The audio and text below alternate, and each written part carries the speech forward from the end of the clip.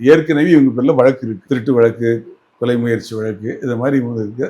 இந்த 3 பேருமே அங்க கேஸ்லாம் உள்ள போயிட்டு வெளியே வந்து இங்க வந்து கட்டடம் கட்டுறாங்க இல்லையா, அந்த இடத்துல வேலை செய்யறாங்க. வெளியிலேயே வந்திருக்கிறதா சொல்றாங்க. ஆமா, இந்த சம்பவத்துக்கு கொஞ்ச நாளைக்கு முன்னாடி தான் வந்திருக்காங்க வெளியே. வந்து இங்க வந்து வேலை செஞ்சுட்டு இருக்காங்க. கோயம்புத்தூர்ல வந்து, அதாவது வெளியூர்ல, அந்த ஊர்லன்னா இவங்களுக்கு தெரியும் யாரு என்னங்கிறது. அதனால அந்த காவல்துறை இவங்களை துரத்திக்கிட்டே இருப்பாங்க, தேடிக்கிட்டே இருப்பாங்க. அதுக்காக சம்மந்தம் இல்லாத ஊருக்கு வந்துட்டாங்க. வந்ததுக்கு அப்புறம் கொஞ்ச நாள் வேலை செஞ்சு கையில காசு கிடைச்சிருச்சு. காசு கிடைச்ச உடனே தண்ணி அடிக்க ஆரம்பிச்சாங்க. தண்ணி அடிச்சுட்டு இருக்கையில ஒரு வண்டியை திருடுறாங்க. வண்டியை திருடிட்டு வந்து ஒரு இடத்துல வந்து சேரம்பாளையமா ஏதோ ஒரு ஊர், அந்த ஊர்ல வந்து உட்காந்து ஒரு மைதானத்துல தண்ணி அடிக்கிறாங்க. காட்டுக்குள்ளது, காடு மாதிரி காட்டு பகுதி. அப்போ ஒரு ஆடு மேய்க்கிற ஒருத்தர் அந்த பக்கம் வந்திருக்காரு. ஆமா சார், அது தேவராஜன். வயசு 55. அவர் அந்த பக்கம் வந்திருக்காரு. அவர் பக்கத்து ஊருக்காரர். வந்து தண்ணி அடிச்சு பார்த்து நீங்க யாரு, எதுக்கு இங்க வந்திருக்கீங்கன்னு சொல்லி கேட்டிருக்காரு. நான் வயசுல பெரியவர் இல்லையா, இவங்க இந்த ஊருக்காரங்களும் கிடையாது. அதனால நீங்க யாரு என்ன ஏதுன்னு கேட்டிருக்காரு.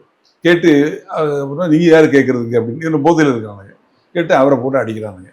அடிச்சு அவரை காலி பண்ணிடுறாங்க. He was murdered. இவங்களால் கொலை செய்யப்படுகிறார்.